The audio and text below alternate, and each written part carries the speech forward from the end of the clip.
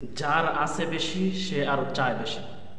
হযরত শেখ সাদি রহিমাহুল্লাহ বিখ্যাত কবি ছিলেন যে বালাগাল উলা বিকামালিহি কাশাফাত দুজা বিজামালিহি, এটা বলছিলেন। সে একদিন বলতেছিল, বাহিরে নামবে, বলতেছে আমি এত বড় একজন বিখ্যাত কবি, কিন্তু আমার একজোড়া জুতা নাই। সে এই আফসোস করতে করতে যখন দরজা দিয়ে বের হচ্ছিল, তখন দেখতেছে এক ভিক্ষুক ভিক্ষা করে, তার দুটি পাও নাই।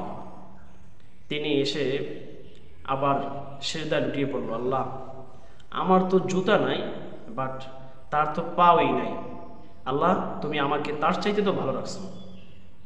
এই কথা বলে আল্লাহর কাছে ক্ষমা চাচ্ছেন। দেখবেন যে হাঁটতে পারে না, যার পাও নাই, সে চায় যে আল্লাহ আমার দুটো যদি পাও থাকতো তাহলে কতই না ভালো হইতো। আবার যে যার পাও আছে সে চিন্তা করে আমার যদি একটা সাইকেল থাকতো তাহলে কতই না ভালো হইতো। যে যার সাইকেল আছে সে চিন্তা করে আমার যদি একটা হুন্ডা থাকতো তাহলে তো কতই না ভালো হইতো। মানে মানুষের চাহিদা মানে এক লেভেলে চলে গেলে তারপরের লেভেলে বেড়ে যায়।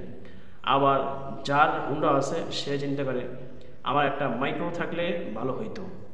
যার মাইক্রো আছে সে চিন্তা করে আমার একটা হেলিকপ্টার থাকলে ভালো হইতো। তার মানে কি, তার চাহিদা দিন দিন বাড়তেছে।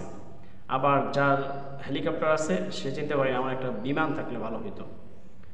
আবার যার বিমান আছে সে চিন্তা করে আমার একটা গোল্ড বিমান, যেটা নাকি 70 ওই বিমানটা 70 ভাগ স্বর্ণ দিয়ে তৈরি করা। এরকমের করে মানুষের চাহিদার কোনো শেষ নেই।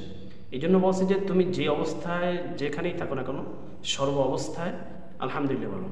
আল্লাহ সুবহানাহু ওয়া তাআলার কাছে সবসময় শুকরিয়া আদায় করো, আমাকে আল্লাহ যে অবস্থায় যেখানে রাখুক না কেন সর্ব অবস্থায় আমাকে ভালো রাখছেন, আলহামদুলিল্লাহ।